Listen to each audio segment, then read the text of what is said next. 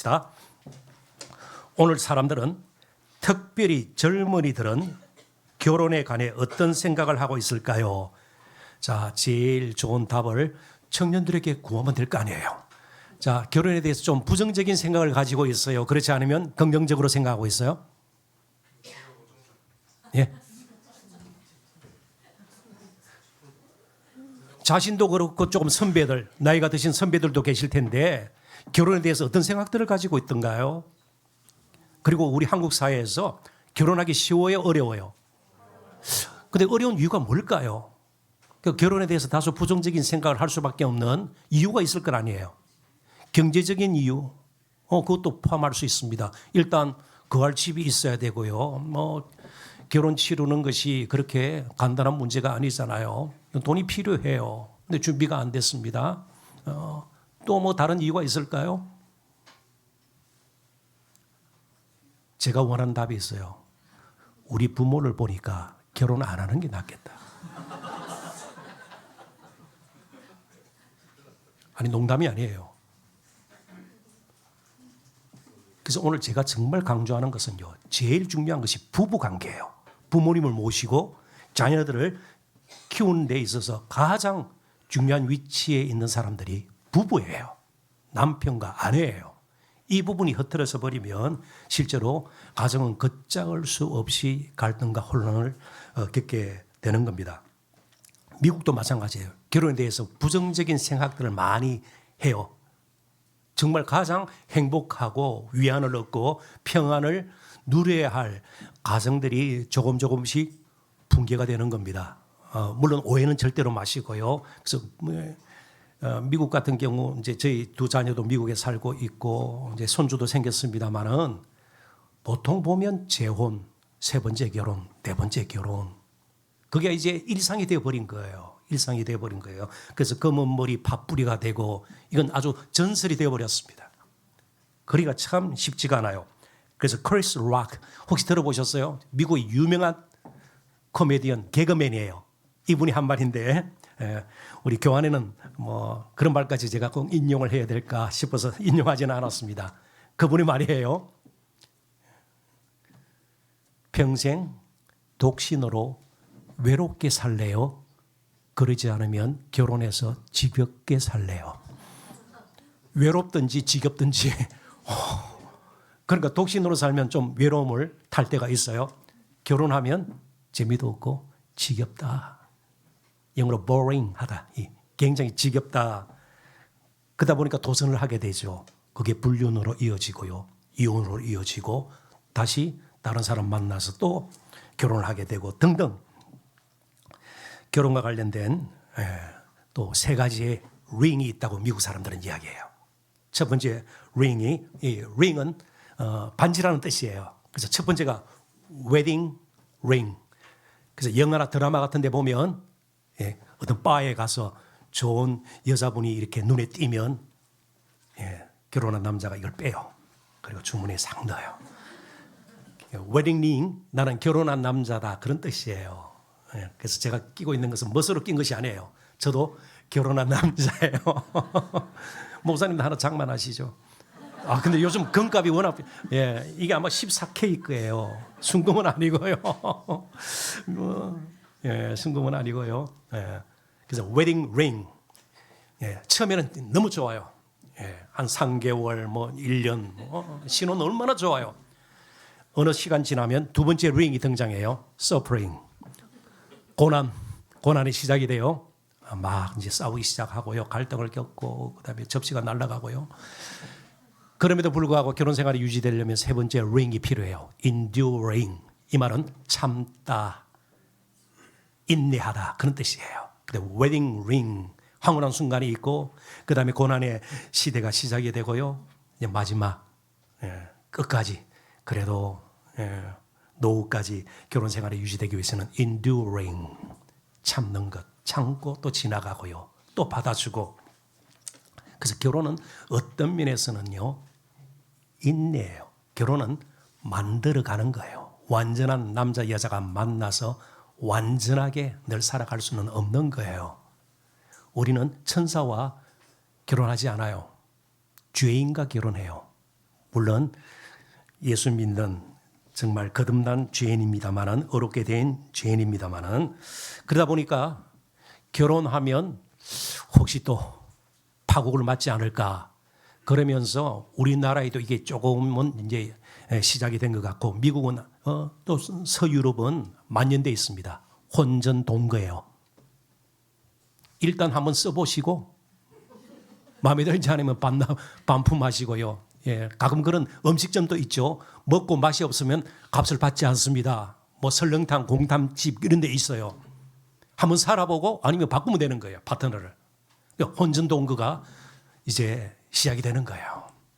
살아보고 결혼할 상대다 그러면 한 6개월 정도 살아보고 1년 살아보고 이제 결혼하게 되는 거죠. 자, 이쯤에서 결혼이 무엇입니까? 왜 결혼 생활이 어려움이 생기는가? 결혼이 무엇인지 모르고 해버렸기 때문에 그렇습니다. 그래서 결혼이 무엇이라 생각하십니까? 결혼의 목적은 또 무엇일까요? 사람들이 왜 결혼하려고 할까요? 그리고 어떤 기준을 가지고 결혼 대상자를 찾을까요?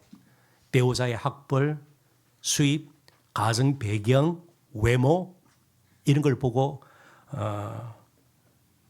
결혼을 하게 될까요? 기혼자 여러분께서는 어떻게 결혼하게 되었습니까? 지금 결혼 생활에 만족하십니까? 아니면 아니요. 만족하십니까?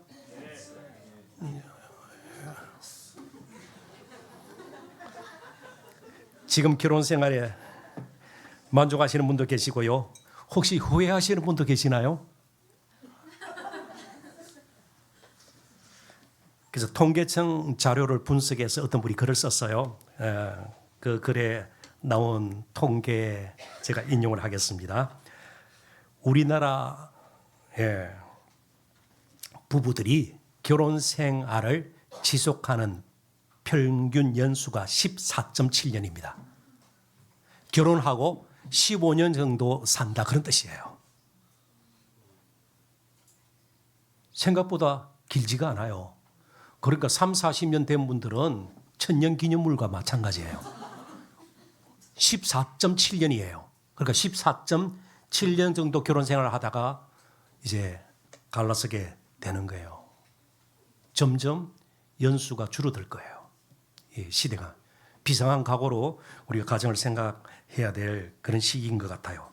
지금 우리 가정의 형편은 어떻습니까? 작은 세 번째, 기쁨과 평안을 누릴 때가 많습니까? 그러지 않으면 가정이 마치 전쟁터를 방불케 하는 곳이 되어버렸습니까? 그 이유는 어디에 있다고 보십니까? 또 청년들에게 질문을 해야죠. 가정이 정말 영혼의 안식처가 되고 평안을 누리고 아무리 피곤하더라도 집에 오면 그래도 기쁨이 생겨나고요. 우리 집 같은 집이 세상에 없다 그러지 않고 집에 가기 싫다. 만약에 그렇다면 그 이유가 어디에 있을까요?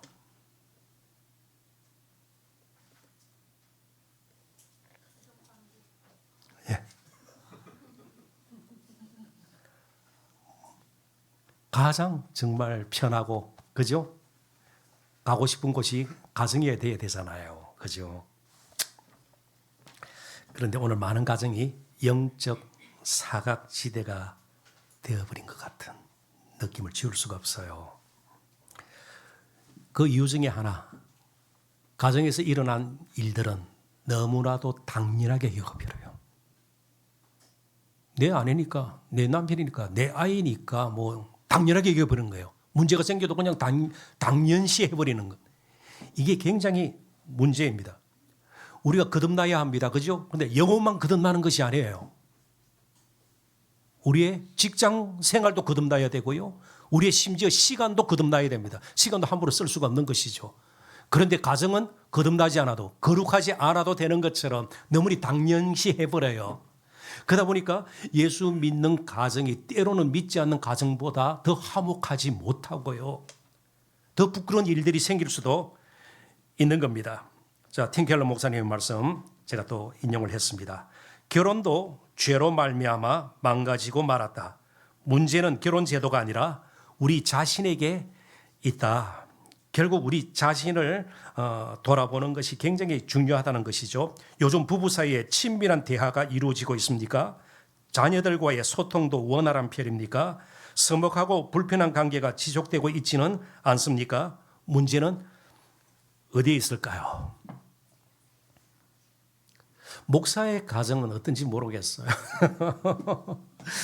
제가 아는 미국에서 목회하시는 목사님이신데 1.5세 한국말도 잘하시는 이분이 아들만 셋 있어요. 아들만 셋 있는데 목사의 자녀라서 그런지 아들들이 목사인 아빠하고는 이야기를 하려고 하지 않는 거예요.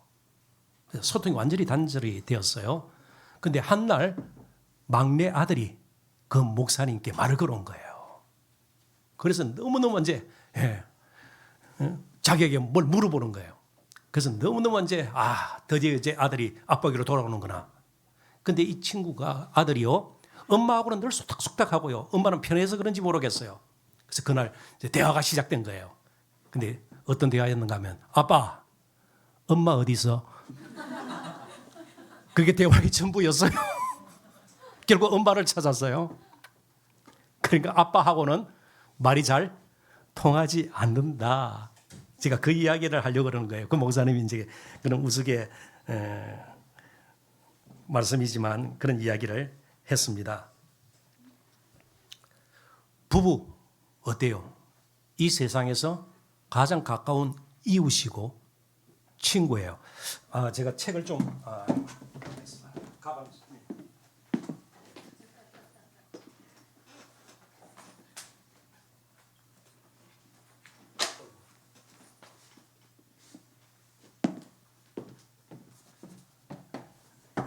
제가 책 장사는 아닙니다만은 여기 조엘 비키라는 청교도 신학으로 굉장히 말씀을 잘 전하고 또 책도 쓰신 분이신데 성경적 부부 사랑 그리고 성 그래서 부부를 어떻게 이분이 자리매김하는가 하면 성적인 파트너 그렇죠. 이제 한 몸 되는 거죠. 그래서 성적 친밀감도 있어야 되지만 이 책의 반은 무슨 내용이냐 하면 부부는 친구다. 부부는 친구다. 예, 부부는 친구예요. 그러니까 우정으로 더 가까워지면서 평생 지속되어야 될 관계다. 그걸 강조를 해요. 자, 그렇다면 부부가 정말 친구처럼 친밀. 친구는요, 목욕탕도 같이 가, 뭐 그러잖아요. 그죠? 다투기도 하지만 조건이 별로 붙지 않죠. 친구들은요. 예. 그리고 친구는요, 상대방의 무슨 학위 반호, 재산 보나요? 아니요. 죄송합니다만은 외모 보나요? 친구요? 그지 여자 청년들 한 70kg 되는 친구는 나 친구 안 할래? 그래요? 아니에요. 몸무게 관계없어요. 쌍꺼풀이 없으면 나는 친구 안 할래? 그게 아니에요. 예? 좀 탈모 현상이 일어나서 머리숱이 적은 조금 대머리가 빨리 될 가능성이 있는 남자 청년들 한번 생각해 보십시오. 지금 머리털도 없는 놈을 내가 어떻게 친구로 그러지 않아요. 부부는 친구 이 부분 오늘 제가 좀 강조를 할 거예요. 특별히 빈둥지 신드롬 있죠? 예, empty nest 그 신드롬. 아이들 다 출가시키고 이제 중년 부부만 남았어요. 그러다 보니까 티격태격 싸우기 시작해요. 아니요. 친구로 삼으면 되는 거예요. 친구로. 친구는요. 말 같지도 않은 말 가지고도 대화하고요. 조그마한 것 같기도 웃기도 하고요. 때로 싸우기도 해요. 그렇지만 우정이라는 끈으로 계속 연결되는 거 아니겠어요? 그래서 정말 성적인 파트너, 성적인 친밀감은 점점 줄어들어요. 나이가 들면서. 그럴 수밖에 없잖아요. 육신적으로도. 그렇지만 우정으로서 더 가까운 친구는 될 수가 있는 거예요. 이런 부분 좀 우리가 살펴봤으면 좋겠고요. 자신의 소통 방식에는 전혀 문제가 없다고 생각하십니까? 문제는 늘 상대방에게만 있을까요? 모든 문제를 말로 그것도 큰 소리로 듣기 불편한 내용을 담아서 해결하려고 특별히 우리 부모님들이 조심해야 될 부분이에요. 말로 모든 것을 해결하려고 그래요. 그래서 말로 엇박지르고 그러다 보니까 자녀들이 청소년들도 마찬가지고요. 마음이 막히는 거예요. 대화하기 싫은 거예요. 말 말고 뭔가 더 필요하다. 그 오늘 살펴볼 거예요. 말 말고도 필요한 것이 분명히 있는 거예요. 상대방의 입장에 서신 적이 몇 번이나 될까요? 그래서 신약 학자인 I. 하워드 마샬이라는 분은 사랑에 대해서 이렇게 정의를 내렸습니다. 진정한 사랑은 그 사람의 존재 자체를 기뻐하는 것이다. 우리 자녀들이 있는 것 자체만으로도 기뻐하는 것이에요. 내 아내가 존재하는 것 자체만으로도, 옆에 있는 것 자체만으로도 기뻐하는 것이고요. 내 남편이, 우리 부모님이 그래도 살아계신 존재 자체만으로 기뻐하는 겁니다. 그게 사랑이고요. 반대는 무엇일까요? 미움은요. 점점 미워지면 어떻게 할까요? 뭐 하고 싶다? 죽이고 싶다. 그래서 살인은 미움의 가장 극적인 행위잖아요. 그 존재 자체를 없애는 거죠. 사랑은요, 존재 자체를 기뻐하는 것이죠. 이게 참 우리에게 필요해요. 자, 다섯 번째로, 우리의 가정이 불신 가정과 다른 점을 어디에서 찾을 수 있겠습니까? 성경 들고 주일날 교회 오는 것만으로 전부일까요? 안 그러면 우리 가정이 다른 가정보다 외식을 자주 할까요? 그래도 집에 들어가면 찬송가를 틀어놓았기 때문일까요? 그러지 않으면 성구나 성화, 액자, 족자들을 걸어놨기 때문에 우리가 가정이 스스로 저절로 시간이 지나면서 변할까요? 아니요. 노력이 필요해요. 교회에서 봉사하듯이. 오늘 찬양대 너무 잘하더라고요. 몇 시간 걸리죠? 그죠? 찬양 한 곡 하려면요. 근데 가정은요, 당연시 굉장히 위험한 거예요. 아무 노력을 하지 않아요. 모든 걸 당연하게, 당연히 알아서 해줘야 되고요. 당연히 내 아내는 그래야 되고요. 당연히 내 남편은 그래야 되고요. 당연히 저절로 자동적으로 우리의 자녀들은 그래야 마땅하다. 넘어가는 거예요. 조금치의 시간 투자하지 않아요. 조금치의 노력하지 않는단 말이죠. 우리가 신앙을 유지하기 위해서도 얼마나 많은 노력이 필요해요. 성경 읽기를 해요. 기도를 해요. 그런데 가정은요, 당연하게 저절로 모든 것이 되는 것처럼 여겨버리는 것. 이게 참 우리에게는 문제가 될 수가 있는 겁니다. 자, 그렇다면 자녀들의 이제 결혼 문제, 이제 장성한 자녀들이 결혼할 때 무엇을 보고 이제 결혼에 이를 수 있을까? 아마 자식을 키워본 분들 다 아실 거예요. 다 다르죠. 성격도 다르고 다 달라요. 같은 점이 거의 없어요. 그런데 그런 다른 인격체를 묶어줄 수 있는 것 딱 한 가지밖에 없어요. 한 하나님을 소망 삼고 믿고 바라보는 것. 믿음 외에는 없는 거예요. 그래서 믿음이 흐트러져 버리면 딴 걸 아무리 맞추려고 해도 잘 맞춰지지가 않아요. 그래서 제일 중요한 것은 믿음이에요. 믿음. 물론 쉽지가 않아요. 성 비율도 문제가 될 때가 있지만 예수 믿지 않는 사람하고 또 결혼할 수 있는 가능성도 굉장히 많아요. 그죠? 그럴 때는 정말 순교의 각오로 해야 됩니다. 선교제간. 언제 화살이 날아올지 모르는 그런 각오로, 정말 순교적인 각오로, 그거는 좀 차차 또 우리 담임 목사님께 배우도록 하시고요. 자, 혈연의 가정을 넘어서 예수님께서도 하나님의 말씀대로 사는 자들이 내 형제요, 내 자매요 그랬죠. 그래서 우리는 혈연의 가족을 뛰어넘어서 하늘의 가족으로도 사는 법을 계속 배워나가야 할 것입니다. 자, 여섯 번째, 혹시 우리 청년들 가운데 나는 어떤 일이 있어도 결혼하지 않겠다, 독신주의자 있나요?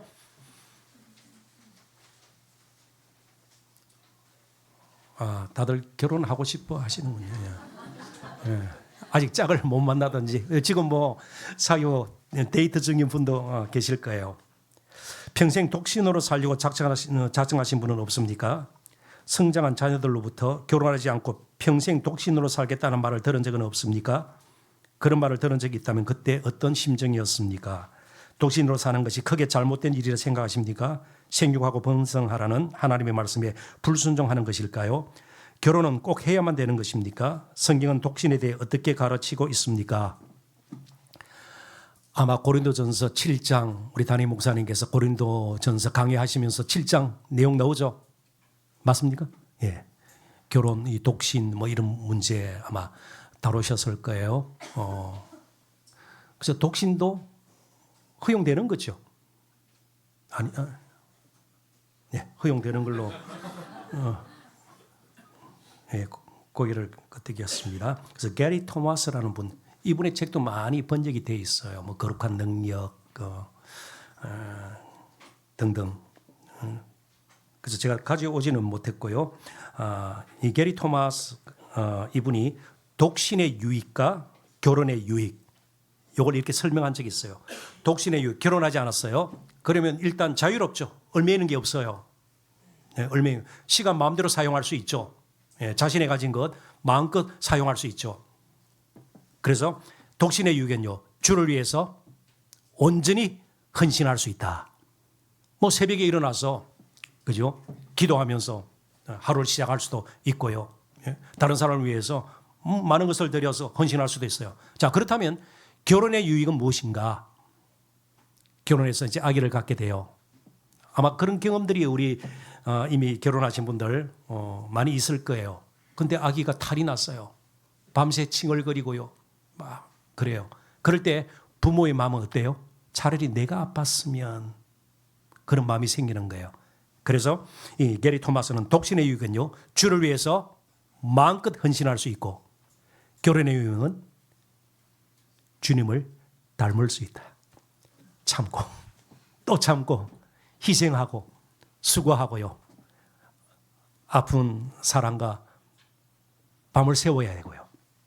그래서 독신의 유익은 온전히 헌신할 수 있고요. 그다음에 결혼의 유익은 주님을 닮아갈 수 있다. 그랬습니다. 자, 지금부터는요, 조금 기본적인 것이에요. 그래서 갈등이 생기거나 위기가 생기거나 문제가 생겼을 때에 우리는 이 맥심, 모토라 그럴까요? 그 라틴어로 ad fontes, 무슨 뜻일까요? ad fontes. 영어로 번역하면 back to the basic, 기본으로 돌아가라. 사실은 많은 문제가 기본의 문제예요. 예, 베이직의 문제, 그런 뜻이에요. 아까 진통제 이야기도 했습니다만은. 그래서 지금부터 이제 정말 베이직부터 하나하나 좀 나오고요. 나머지 적용 부분은요. 적용 부분은 뭐 너무너무 블로그 같은 데 봐도 나와 있고요. 오은영이란 분이 있죠. 예, 그런 분 모셔도 되고요. 예, 근데 참 안타깝게도 그분이 또 이혼을 하셨더만요. 맞아요? 아니에요. 제가 돌맞을 말을 했네요. 이게 오은영 박사의 팬들이 계신 줄 모르고. 근데 어떻게 제가 이게 가짜 뉴스를. 아무튼, 예, 그런 전문가들이 많이 있고요. 조금만 찾아보면 뭐 요즘 챗 GPT 워낙 잘 돼 있으니까, 예, 부모와 자녀가의 소통 뭐 이러면 뭐 10가지 뭐 이상 쭉 나와요. 근데 저는 아까 진통제가 아닌 좀 원리, 원칙, 기본, 베이직 이런 부분에서 좀 더 강조를 하려고 그러는 거예요. 그래서 오늘 사실 이런 질문들을 던졌고요. 제 강의는요. 첫 번째는 성경 계시, 성경 말씀이 우리에게 뭐라고 가르치는가. 전부는 아니겠지만 그걸 이제 어떤 원리로 삼고요. 두 번째는 30년이 지나 40년을 향해서 가고 있는 저의 결혼 생활, 그래서 느꼈던 것, 경험했던 것, 그리고 세 번째는 제가 이제 교수 사역을 하기 전에 단임 목회도 했거든요. 그때 저희가 이제 청년들을 위해서, 결혼을 준비 중인 청년들을 위해서 결혼 예비 학교라는 것을 만들었어요. 물론 이제 지금 웬만한 교회들은 결혼 예비 학교 상반기, 하반기 해서 결혼 예비 학교를 이수를 해야, 거기를 다녀야 담임 목사가 주례하도록 그렇게 해서 또 그들과 대화하면서 제가 경험했던 것, 그때 교환으로 삼았던 것 좀 자료를 검토하고요. 그리고 또 한 가지는 제가 이제 신학교에서 기독교 윤리를 가르치고 있거든요. 신학대학원에서. 그때 강의했던 내용도 일부 여러분들에게 좀 소개를 하도록 그렇게 하겠습니다. 그래서 첫째, 인간이 도대체 어떤 존재인가부터 시작을 해야 돼요. 그래서 큰 두 번째를 보십시오. 관계지향적 존재로서의 인간. 관계지향적이라는 말은 바꾸고 말하면 과업지향적이지 않다, 그런 뜻이에요. 그러니까 인간은 관계지향적이지 무슨 일하려고 무슨 도구로 하나님께서 만드신 것이 아니에요. 툴이 아니다, 그런 뜻이에요. 관계지향, 하나님과의 관계, 다른 사람과의 관계, 심지어 자기 자신과의 관계, 자기 자신과의 관계가 삐뚤어지면요, 결국은 자존감이 사라지게 되고 그릇된 자아상이 그려지면서 형편없이 스스로 자신을 찌르게 되면서 자신의 인생이 망가지기 시작해요. 그러니까 관계가 굉장히 중요합니다. 그래서 하나님의 형상대로 지음을 받았다, 이게 인간의 본질이거든요. 이 말은 관계지향적인 존재다, 그런 뜻이에요. 관계지향적인. 그러니까 우리가 사는 동안 제일 중요하게 생각해야 될 것이 관계예요. 관계. 하나님과의 관계, 부부 관계, 부모와 자녀와의 관계. 몇 평 아파트에 사느냐 중요하지 않아요. 아무리 정말 최사양을 가진 수입차를 타고 다니면서 계속 옆에 앉아서 싸우고, 그죠? 그러면은 그게 재미가 있겠어요? 차라리 모닝을 타면서, 그죠? 서로 너무 흐뭇해야 하고 감사해야 하고 말이죠. 이게 더 중요하지 않아요? 관계가 그만큼 중요해요. 관계. 하나님의 형상대로 지음받았다는 것은 첫 번째는 관계지향적인 존재다. 나머지는 또 인간론 공부했으면 좋겠고요. 자, 그렇다면 관계 맺음이 도대체 뭘까? 그래서 유대계 오스트리아인, 유대인이에요.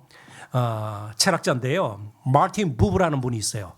Ich und du, 독일어로 나와 너, 나와 당신, 이런 책을 쓰기도 하고요. 나와 너, 이 관계를 이야기하면서 관계를 맺는다는 것은 서로 영향을 주는 것이다, 그랬어요.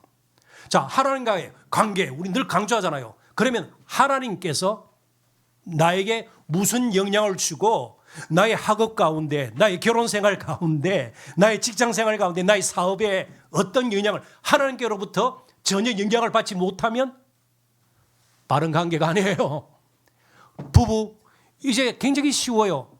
내가 이 사람의 남편이 되었는데 내 아내에게 지금까지 무슨 영향을 미쳤느냐, 어떤 좋은 영향을 미쳤느냐, 나를 통해서 아내가 얼마만큼 변했느냐 말이에요. 좋게, 긍정적으로. 거꾸로도 마찬가지예요. 내가 이 사람의 아내가 되었는데 나를 통해서 내 남편이 무엇이 변했고 내가 어떤 영향을 주었는가. 아무런 영향을 주지 않았다면 같이 살지만 관계는 엉망인 거죠. 서로 영향을 주는. 그러니까 나는 엄마로서, 아빠로서 아이들에게 어떤 영향을 주었는가. 그러지 않다면 오늘부터라도 시작해도 늦지 않아요. 그래서 관계의 중요성을 강조해야 될 뿐만 아니고 관계의 본질이 뭔가 영향을 주는 거예요. 영향을 주는 거예요. 네. 그래서 사실은 우리의 모습, 이런 것이 하나님께 영향을 줄까요? 주죠. 이스라엘 백성들의 불순종, 하나님 마음 아파하세요. 때로는 긍휼히 이기시기도 하고요. 직접 나타나시기도 하고요. 관계 맺는다는 것은 서로 영향을 준다는 뜻이에요. 영향을 주는. 그리고 세 번째로 언약 관계로 맺어진 이스라엘의 아주 모델이 될 만한 집이 하나 있는데, 베트라는 말은 집이란, 베텔 하면 베델은요 하나님의 집이죠. 벳아브, 아버지의 집. 그래서 이스라엘의 독특한 가족 제도인데요. 3, 4대가 모여 있고요. 50명에서 말하면 200명 모여 있는데, 많이 모인 것 자체가 벳아브의 본질이 아니고 그 이스라엘 이 가족 공동체를 제가 소개를 하는 거예요. 그는 꼭 세 가지 목적이 있었어요. 첫 번째는 여호와 신앙의 전수예요. 그 가정을 통해서, 자, 하나님께서 왜 우리 가정을 세웠는가? 여호와의 신앙을 지키고 보존하고 계속해서 물려주도록. 실패하면 안 되죠. 아무리 사업이 바쁘고 뭐 하는데 아이들의 신앙이 망가지고 있는데 그거보다 더 급한 일이 없어요. 가정을 세우신 첫 번째 목적이 벳아브의 이런 우리가 본질을 생각할 때에 여호와의 신앙이 이삭에게, 이삭, 야곱 계속 이렇게 이어지도록 말이죠. 첫 번째는 여호와의 신앙이 그러니까 믿음을 물려받는 것이 얼마나 중요한지 몰라요. 그러니까 뭐 유산 돈 많이 남겨주고요. 아까 목사님 설교에도 나중에 돈 가지고 무슨 지옥 가서 그죠? 더 좋은 자리 없어요. 그렇게 될 리가 없죠. 그렇습니다. 아이들이 믿음 계속 물려주는 거예요. 두 번째가 기업. 이스라엘 백성들은 토지를 분배받았습니다. 지파별로, 가족별로. 그 토지가 계속 그래서 기업을 물려받다, 구속 그런 말이 나오지 않아요? 그래서 기업을 물려받는. 그러니까 여러 가지 또 삶의 모습으로 우리는 봉사하는 것, 다른 사람 섬기는 것 이런 것도 물려받아야 되고요. 세 번째가 생명의 날들을 이어주고 이어받는 거예요. 그래서 여호와를 경외하고 정말 그런 것뿐만 아니고 부모를 공경하라 그랬잖아요. 그러면 어떻게 돼요? 이 땅에서 장수하리라. 그런데 부모 공경 잘하고 효도 막 열심히 했는데 일찍 죽는 분들 있잖아요. 여기 장수는 무조건 오래 사는 것이 아니고 생명의 날들을 이어가는 거예요. 그래서 자폰, 이혼 이걸 금하는 것이 계속해서 부모에게 물려받는 생명의 날들을 그다음 후손에게 물려주는 거예요. 물려주는 거예요. 그래서 여호와의 신앙과 기업과 생명의 날들을 이어가는 곳이 맷아버예요. 오늘 우리의 가정이 그렇게 돼야 된다는 거예요. 믿음을 물려주고 살아가는 법을 배우고 정말 일상생활 가운데서도 이제 믿음으로 어떻게 사는가 부모들이 보여주고요. 그리고 계속해서 자손들이 이어가서 생육하고 번성하는 물론 그 가운데 하나님의 뜻을 이 땅에서 이룬 일들을 이제 감당해야 되겠죠. 그런데 관계 맺음의 가장 무서운 적은요. 자기 중심적이에요. 그래서 특별히 남성 여러분들께서 자기 주장을 너무 심하게 하는 것 참 좋지 못해요. 자기 주장 막 하는. 그래서 자기 중심성은 항상 두 가지 요소로 표현됩니다. 자율성. 내 인생 내 건데. 내 자유인데. 그래서 간섭받지 않으려고 하고요. 다른 사람 이야기 듣는 거 싫어하고요. 이 자율성이에요. 자족성은요. 내 힘으로 다 할 수 있다. 내 미래는 내 손에 달려 있다. 못할 것이 뭐야. 그래서 우리 남편들이 제일 못난 남편들이 내 같은 남편이 있으면 누구라고 나와봐라고 그래. 예. 그러니까 자기 중심성 모든 걸 자기 중심으로 움직여야 되고 가정도 그렇게 움직여야 된다는 거 우리 정말 경계해야 됩니다. 그리고 삼위일체론적 영성으로 세워가야 할 가족 공동체 성부, 성자, 성령 다 동등해요. 영광과 권능이 다 동등해요. 그렇지만 신뢰, 순종, 그죠? 그렇습니다. 겸손, 사랑, 책임, 역할, 하나됨 이게 오늘 우리에게 참 필요해요. 자, 결혼을 제대로 이해해야 결혼 생활이 원만할 것이에요. 아름다울 것이에요. 건강할 것이에요. 그래서 언약 신학적 관점에서 본 결혼. 자, 결혼은 누가 시작했나요? 사람 스스로 우리 사랑하니까 한번 같이 살아볼래? 그렇게 됐나요? 자, 결혼 어떻게 시작했을까요? 청년들 대답해 보십시오. 결혼이 어떻게 시작했죠? 하나님께서 아담을 지으시고 하와를 붙여주셨죠. 혼자 있는 것이 너무 하나님 보시기에도 좋지 않았더라.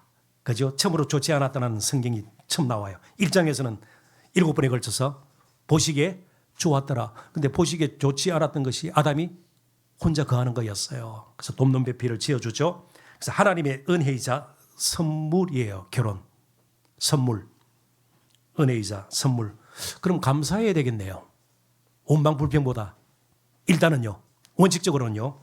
선물을 받았으니 하나님의 은혜니 감사합니다. 일단은 그렇게 시작해야죠.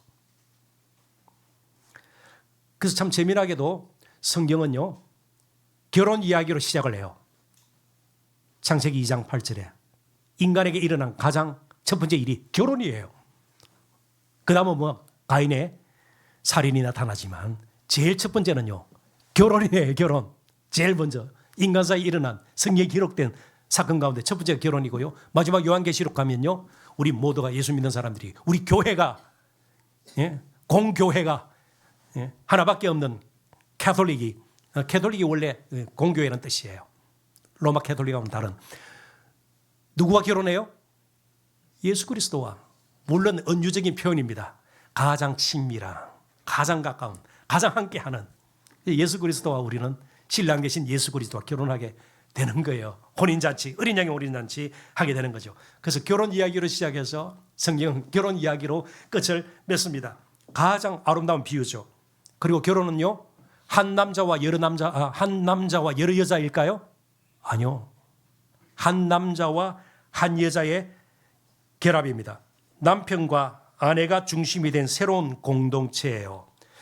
조금 후에 살펴볼지도 모르겠습니다만 가장 중요한 것이 부부 관계예요. 부모 모시는 문제, 그리고 자녀 양육에도 있어서 요즘 어때요? 성경은 분명히 자녀들이 부모에게 순종하라 되어 있는데 요즘은요, 부모들이 자녀들에게 순종을 해요. 틀림없이 가지고 문제 생깁니다. 부부 중심이 되어야 돼요. 아무리 부모님 우리가 효도하고 그래야 되지만 부부 중심이 되어야 돼요. 아이들보다 먼저 남편, 아내가 더 우리들에게는 관심을 두어야 할 대상이라는 것을 꼭 기억할 수 있기를 바랍니다. 엘리 프롬이라는 사람이 분리의 사랑과 결합의 사랑에 대해서 이야기했습니다. 분리의 사랑은 부모와 자녀의 사랑이에요. 자, 원래 아이가 태어나기 전에는 어디에 있나요? 어머니의 뱃속에 있죠. 정확하게는 자궁 속에서요. 어머니의 양분 같이 공유하면서, 그죠? 그러다가 출산하게 되죠. 이제 떨어져요. 그렇지만 여전히 젖을 먹고 엄마나 아빠가 품어줘요. 그러다가 기기 시작하고 걷고요. 그 다음에 어린이집에 가요. 조금씩 떨어지기 시작해요. 청소년 정도 되면요, 절대로 죽어도 엄마 아빠하고 같이 안 다니려고 해요. 그리고 청년 되면요, 짝을 만나서 데이트하고요, 일찍 들어오라 해도 일찍 들어오지 않아요. 그러다가 결혼해서 나가는 거죠. 이게 분리의 사랑이에요. 그렇지만 끊을 수 없는 사랑이에요. 혈연의 사랑이기 때문에 끊을 수 없는 사랑이에요. 자연적인 관계에 이것은 분리되지만요. 자, 남편과 아내 사이는요, 결합의 사랑이에요. 전혀 달라요. 제 아내와 저만 하더라도 식성이 달라요. 저는 면을 좋아하고 얘는 밥을 좋아해요. 다 달라요. 가정 환경도 다르고요, 성격도 다르고요. 그래서 이상이 맞지 않아서 결혼한다. 그 바보예요. 이상이 맞는 사람이 이 세상에 없어요. 뭐 비전이 달라요. 비전이 달라요. 다 달라요. 결합. 점점 가까워지는 거예요. 그래서 예수님께서도 창세기 2장에 있는 24절에 있는 말씀을 인용하면서 부모를 떠나 합하여 한 몸이 될지어라 그랬죠. 합하여. 콜라조라는 헬라어 단어. 원래 합하여 그렇게 번역이 된 그 단어의 가장 단순한 의미는 풀칠하다예요. 풀칠하다. 그러니까 남편과 아내 한 몸 되기가 쉽지가 않아요. 풀칠이 필요해요. 영어로 글루가 필요해요. 아주 강력한 공업, 악교가 필요해요. 원래 동떨어지는데 잘 붙지가 않아요. 붙지가 않아요. 이 콜라조.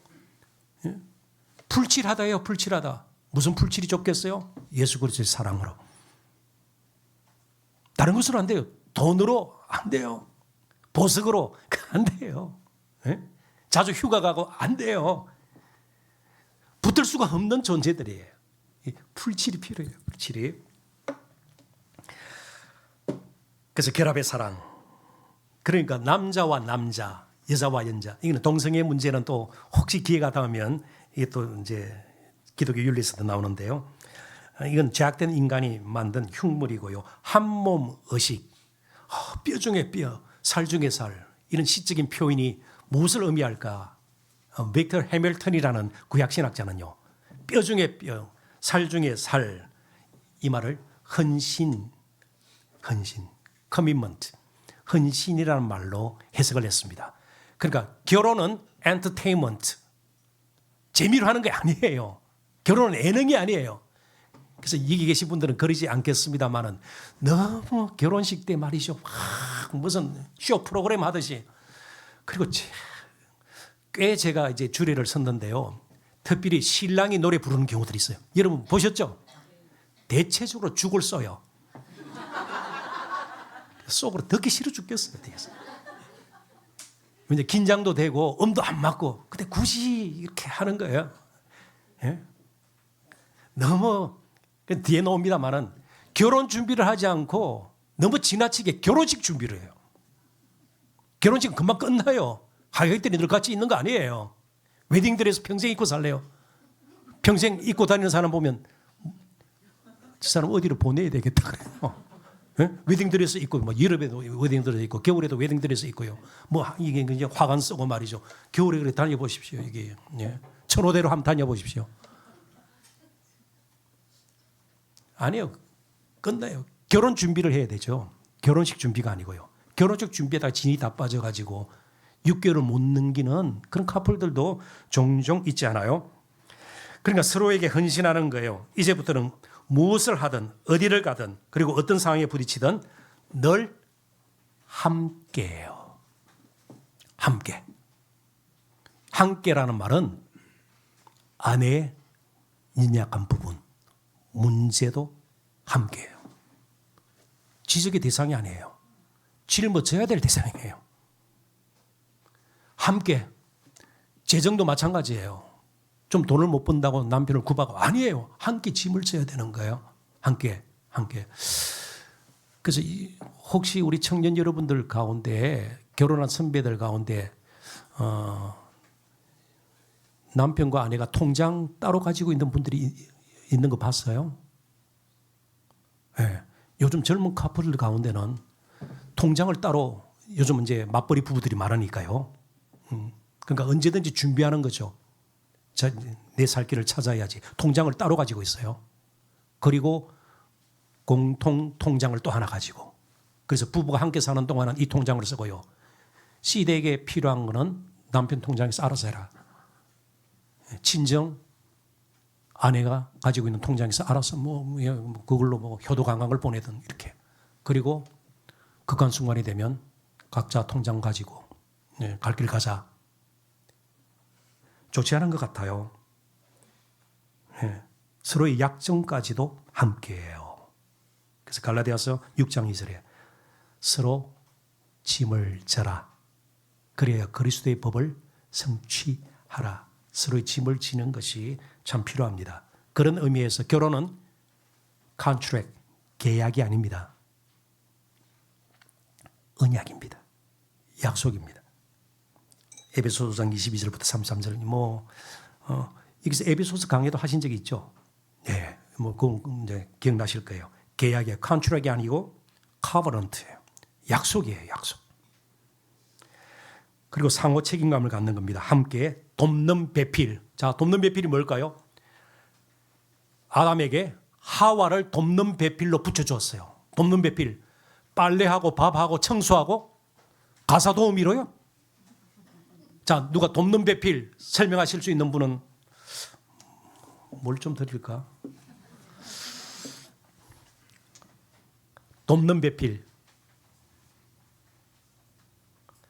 우리 집사님들이나 권사님들 가운데서는 혹시 돕는 배필? 가사 도우미가 절대로 아닙니다. 이 돕는 에제르라는 히브리 단어는요. 어디에 가장 명확하게 나오는가 하면 시편 121편에 나와요. 시편 121편 1절 동일한 단어 에제르라는 히브리 단어가 사용되고 있어요. 몇 번 나오지 않아요. 성경 전체에도. 시편 121편이 뭘까요?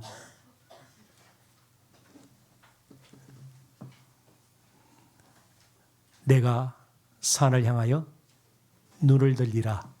나의 도움이 어디서 올까? 나의 도움은 천지를 지으신 여호와에게서로다. 그때 도움이에요. 도움. 하나님께서 기도하고 구하는 자에게 빨래 줍니까? 설거지해줘요? 아니에요.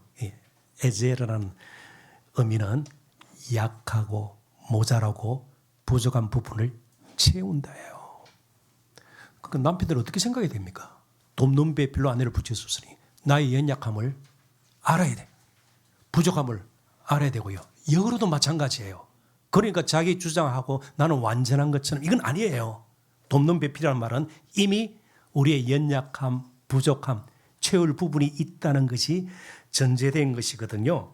그래서 매튜 헨리 뭐 길게 하지는 않겠습니다. 갈비뼈 이건 동등하다. 그죠? 하와는 아담을 다스리도록 그의 머리에서 만들어지지 않았고 아담에게 정복당하도록 그의 발에서 만들어지지 않았다. 그녀는 그와 동등하고 그의 팔로 보호를 받으며 그에게 사랑을 받도록 그의 가슴에 가장 가까운 그의 옆구리에서 갈비뼈로 만들어졌다. 남편과 아내 사이에 있는 사랑이 어떠해야 하는지 보십시오. 바로 자기 자신과 같이 사랑해야 합니다. 그래서 이제 결혼이라는 것은 개인적 우리 두 사람이 막 뜨겁게 사랑하고 이 이상의 문제라는 겁니다. 공적인 일이기도 해요. 자, 그렇다면 가정이 잘 유지가 되려면 남편의 머리됨을 인정을 해야 됩니다. 그건 성경의 분명 가르침입니다. 자, 또 우리 청년들에게 남편이 머리다. 무슨 뜻일까요? 머리. 그리고 아내는 순종하라고 그랬어요. 너무 공정하지 않아요. 그렇죠? 아무리 못나도 머리가 시원치 않아도 약해 보여도 남편은 머리라고 성경 가르쳐요. 머리. 그 headship. 머리됨. 이게 무슨 뜻일까요? 군림한다. 머리니까. 예. 알아서 다 한다. 예. 내 머리니까. 내 말이 다 들어. 순종하라 그러지 않느냐. 자, 이사 집사님들 남편의 머리됨. 누구든지 생각나는 대로 한번 말씀해 보실래요? 머리됨. 억압하고 머리됨. 그러니까 뭐 조폭색 우두머리 할 때 그 머리가 아니에요. 대표성이에요. 대표성. 자, 머리기사, 머릿돌, 머릿말 해두시면 그런 뜻이에요. 가정을 대표하는. 그러니까 위에라기보다는 조금 앞서서 우리의 가정이 이런 것이라는 것을 조금 미리 생각을 하고 반향을 제시하고 그렇습니다. 머릿말 같은 것은요. 어느 책의 머릿말은요. 앞으로 이 책이 이런 내용을 본론으로 삼고 이어지겠구나. 머릿말. 머릿돌 하면 건물 전체 그죠? 머릿돌. 머릿기사. 머릿기사. 헤드뉴스. 그런 뜻이에요. 그러니까 어떤 대표성. 그러니까 남편들은요. 대표성을 가지고 있기 때문에 우리의 가정은 누구를 보면 알 수 있어요? 남편을 보면 알 수 있어요. 그러니까 굉장히 조심해야죠. 쪽팔려서는 안 될 거 아니에요. 조심해야죠. 근데 멍한 머리가 되어서는 안 된다는 거예요. 책임감 있는 머리가 돼야죠.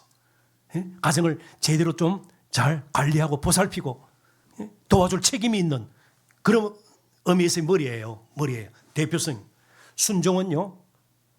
무조건 싹싹 빌고요. 이게 아니에요. 순종은요. 질서를 지키다. 질서를 지키다. 질서를 지키다. 예. 자, 뭐 굉장히 쉬운 질문인데요. 남자와 여자 가운데 누가 말이 더 많을까요?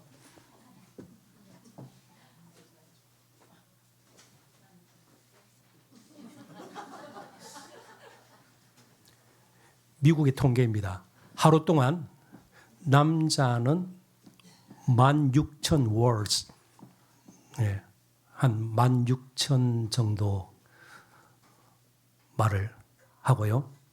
여자는요, 3만 번 정도, 거의 2배예요. 그러니까 실제로, 그래서 남자들이, 이봐, 여자들이 말이 많다니까. 그랬더니 여자들이 뭐라 그러는지 알아요? 거의 2배니까요. 한마디 해가지고는 잘 알아듣지를 못해. 한 번 더 이야기, 그러니까 2배 정도라는 거예요. 그럼 우스갯소리인데요. 남자들이 띵하다는 거죠.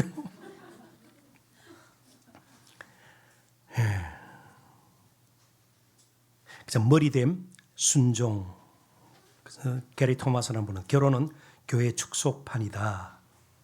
이미 말씀드린 것처럼 결혼 준비, 결혼식 준비, 한국 결혼문화연구소는 결혼한 부부의 48.3%가 이미 결혼 전에 예단 문제 등으로 시댁에 뭐 친정 뭘 해줄까 이런 것들로 갈등을 겪었다고 밝히고 있습니다. 자, 10번째로 그렇다고 배우자를 우상시하는 결혼의 위험도 우리는 경계를 해야 합니다. 누구를 진정으로 의지하는가의 문제예요. 너무 남편 무시하라 그런 뜻은 아니에요. 그렇지만 너무 맹목적으로 의지하고 아니에요. 팀 켈러 목사님, 하나님만이 주실 수 있는 것들을 배우자에게서 바라고 배우자가 보내는 사랑과 존경과 인정에서 자존감과 존재감을 얻으려는 결혼은 우리를 낭패에 빠뜨리고 말 것이다. 그래서 이런 어리석은 질문은 최소한 여러분들은 안 하셨으면 좋겠습니다. 내가 죽으면 당신 재혼할 거야.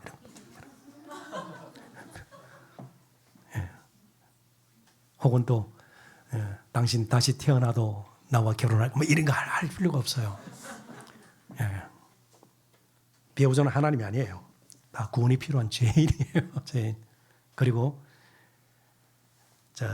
위로 가면 결혼은 이제 없어져요.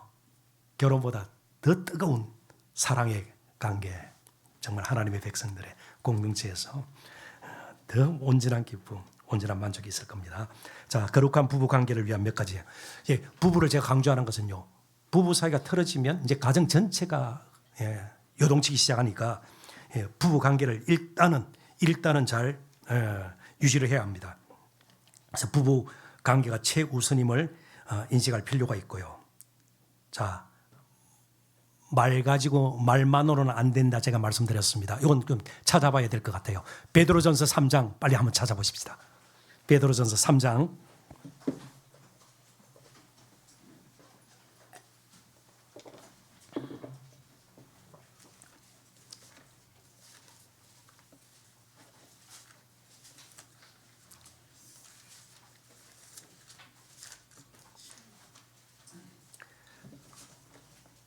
누가 한번 읽어보실래요? 1절. 아내들아 그랬으니까 아내가 한번 읽어보시죠.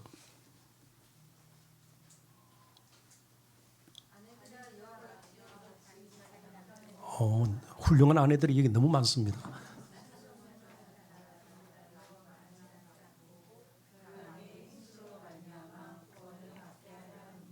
예, 이 말씀이 주어진 이제 당시의 맥락 상황이 있겠습니다만은 그냥 일반화시켜서 말로만 말고 뭐예요? 행실. 예. 그러니까 우리의 문제는요, 말 가지고 이기려고 하고요, 말 가지고 넘어서려고 하고 그렇기 때문에 말과 무엇이 같이 가요? 행실도요. 행실. 말과 행실. 눈에 보이는 어떤 행동, 몸가짐, 태도 이런 것들 같이 가야 된다는 것이죠. 말과 행실. 자, 7절 이번에는 남편 된 자들 한번 또 읽어볼까요? 이 남성들이 한번 읽어보십시다. 7절 같이 지식을 따라 너희 아내와 동거하고 그를 더 연약한 그릇이요 또 생명의 은혜를 함께 이어받을 자로 알아 귀히 여기라. 이는 너희 기도가 막히지 아니하게 하려 함이라. 제가 강조하고 싶은 것은요, 지식, 아내에 대해서, 여성에 대해서 좀 더 알아라, 공부하라. 다 아는 것처럼 그렇게 해서는 안 된다는 거예요. 지식을 따라, 이 말은 좀 배워라, 배워라, 공부하라, 알아라, 그런 뜻입니다.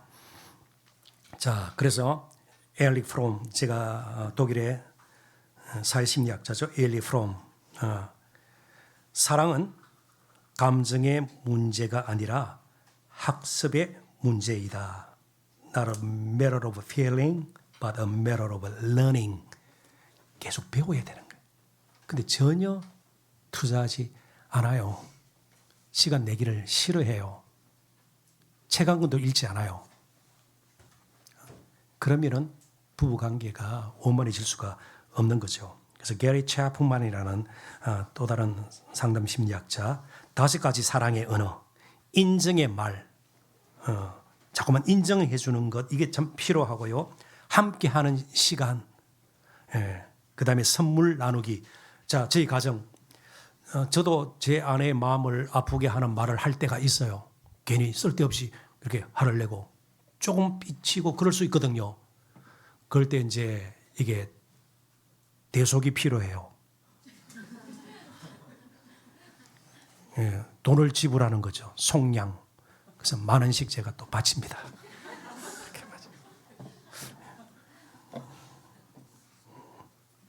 예, 제가 그 월급을 타거든요. 용돈으로. 한 달에 10만 원. 근데 물가가 상승했는데 절대로 올려주질 않아요. 그래서 작은 용돈을 쪼개서 이렇게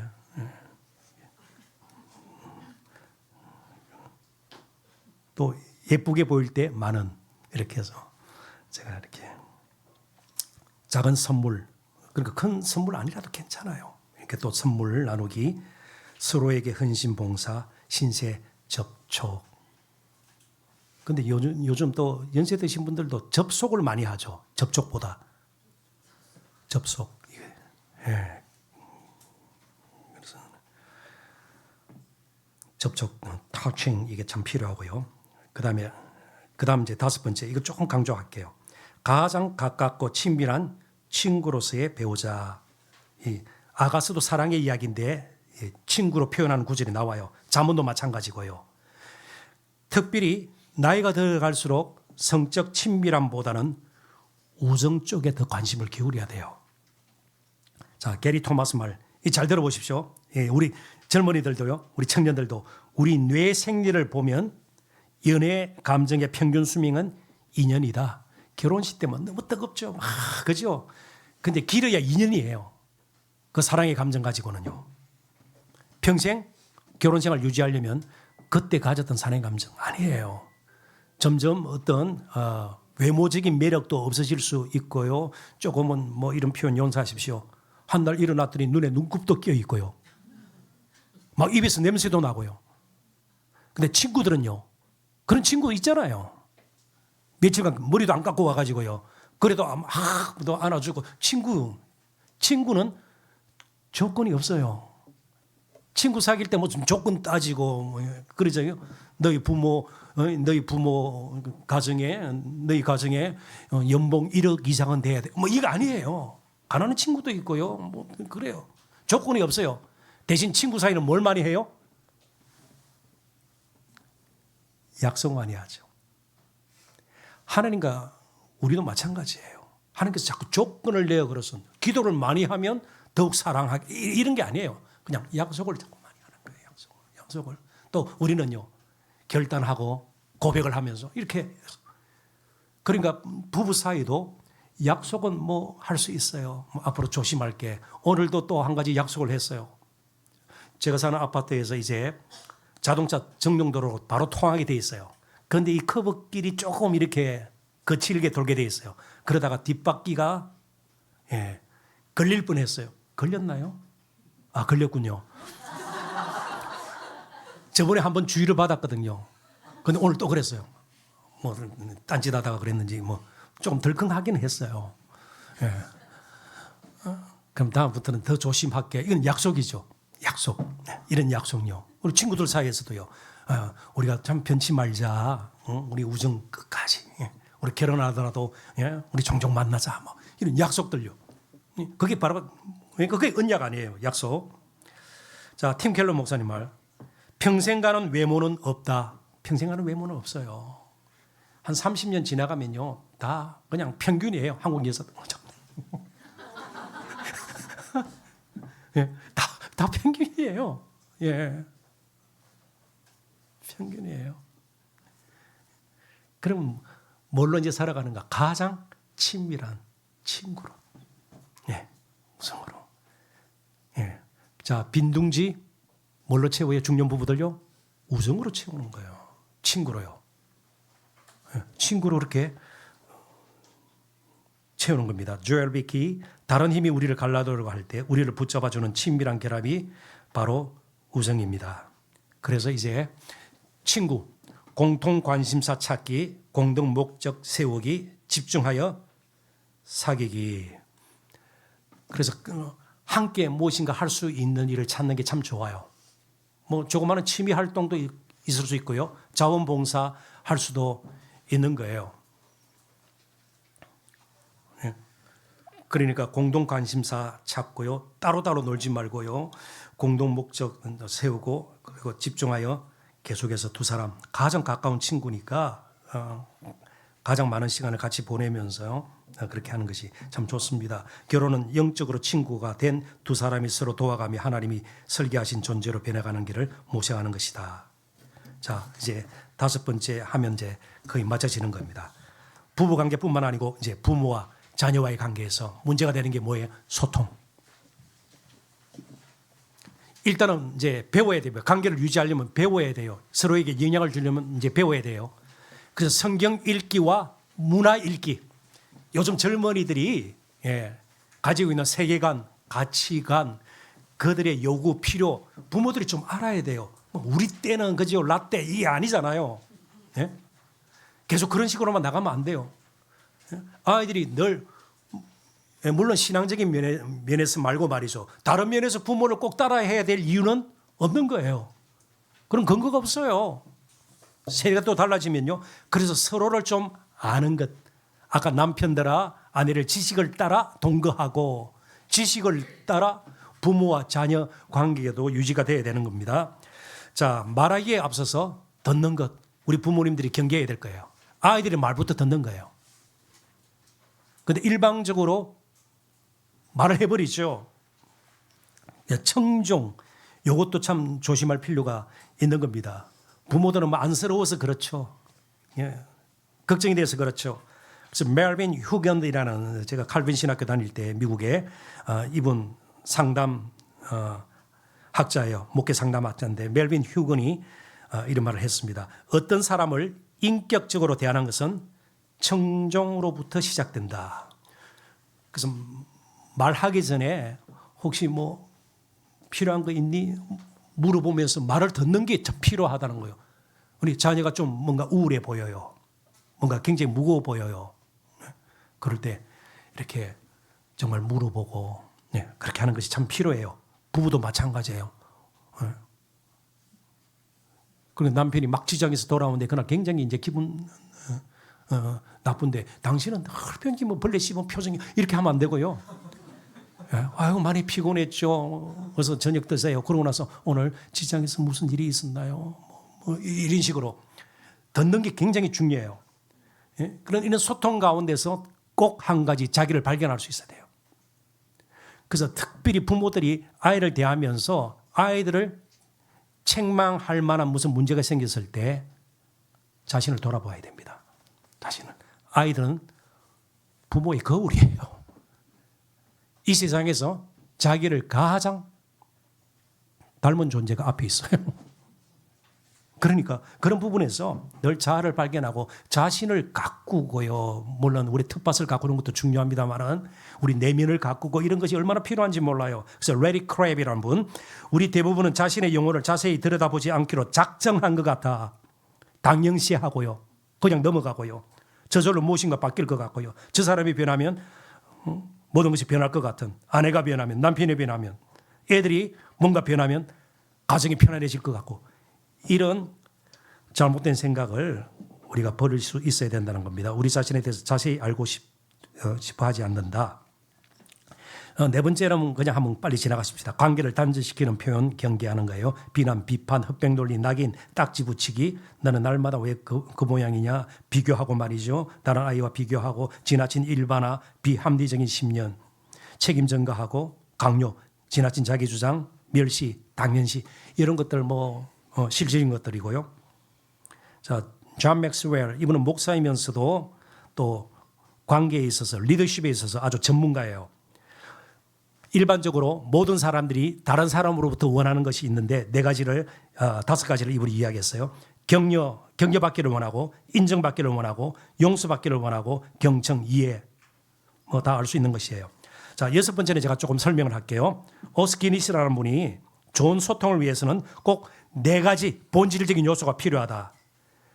자, 특별히 부모와 자녀와의 관계, 부부 관계에 있어서 소통이 가장 필요해요. 첫 번째가 identification. 이게 뭔가 하면 지금 나누는 대화의 핵심 내용이 뭔가, 주제가 뭔가, 뭐가 문제거리인가 정확하게 밝힐 필요가 있다.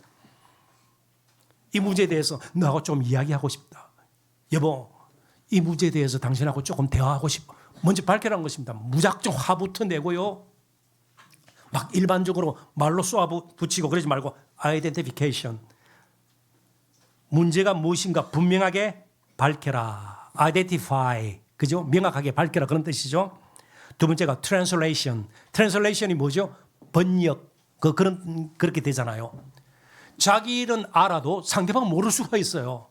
그런데 다 아는 것을 전제로 해가지고 막 하니까 상대방은 무슨 말인지 몰라요. translation. 상대방이 알아듣도록 일단은 translation의 과정을 거치라. 부모가 막 성이 차서 말이죠. 마음이 급해서 막 이야기하는데 자녀들은 전혀 알아듣지를 못해요. 지금 아빠가 무슨 말씀하시지? translation. 알아들을 수 있도록 이해할 수 있도록 표현하고 일방적인 주장이나 억지 부림을 경계해야 됩니다. 자, 첫 번째가 뭐라고요? identification. 두 번째가 translation이에요. 세 번째는요, persuasion이에요. 위협. 뭐 옛날 어른들이 했던 말, 호적에서 파버릴 거야. 뭐 이런 말들, 그죠? 위협이나 공포한 조성이 아니라 설득, 자신이 옳다고 생각하면 그걸 이제 설득하는 과정. 설득할 때 막 신경질 내고 막 분노를 발하고 그러지 않죠. 차근차근 설명하고, 안 그러면 또 반복해서 하고, 거기에 대한 반발 있으면 또 거기에 대해서 또 다시 또 설명하고요. 자, 첫 번째가 identification, 두 번째가 translation, 세 번째가 persuasion, 네 번째도 중요합니다. justification. 근거도 없는 말이 아니라 정당해야 합니다. 얼토당토 않는 걸 가지고 자녀들을 괴롭히고 아내를 괴롭히고 남편을 성가시게 만들고 그래서는 안 돼요. justification. 정당성이 있어야 돼요. 그러면 소통이 안 됩니다. 이 주제를 자녀들과 충분히 나눌 만한 정당한 것인가. 요즘 굉장히 우리 사회에서도 화두가 되는 게 공정성, fairness. 그죠? fairness, 공정하지 못한 거 우리 젊은이들이 굉장히 싫어해요. 그러니까 이게 정말 이게 문제가 될 만한 것인가? 대학거리인가? 안 그러면 잔소리인가?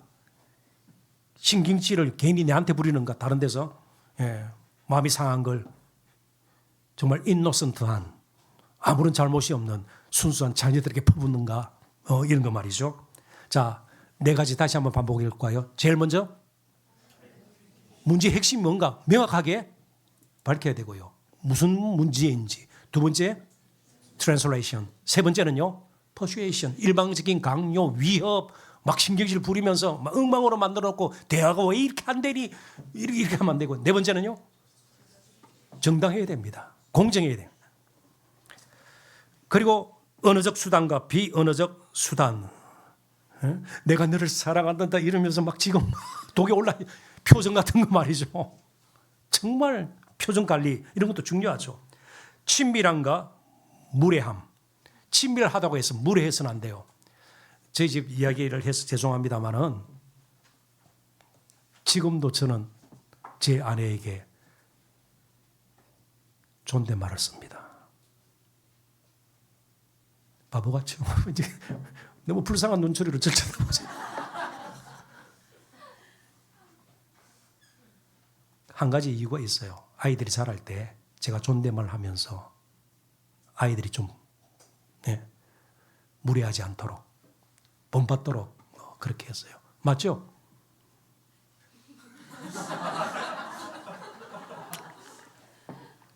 그러니까 친밀함과 무례함을 구분할 수 있어야 됩니다. 그런데 우리는 아까 당연시 제가 지금 굉장히 우리 한국 가정의 문제를 당연시해 버리잖아요. 부모 자식이니까 이런 말 해도 괜찮고 아이들 상처 입든 말든 다 지나가 버리는 거예요. 당연하게 생각해 버리는 거예요. 뭐 내 아내니까 뭐 이런 말 하고 근데 상처를 입었어요 벌써. 근데 뭐 그냥 당연하게 지나가 버리는 거예요. 그래서 여덟 번째, 정말 우리 그리스도인들에게 필요한 거예요. 부모가 잘못했을 때는 당연하게 자녀들에게 사과해야 합니다. 남편에게 잘못했을 때, 아내에게 잘못했을 때 사과해야 합니다.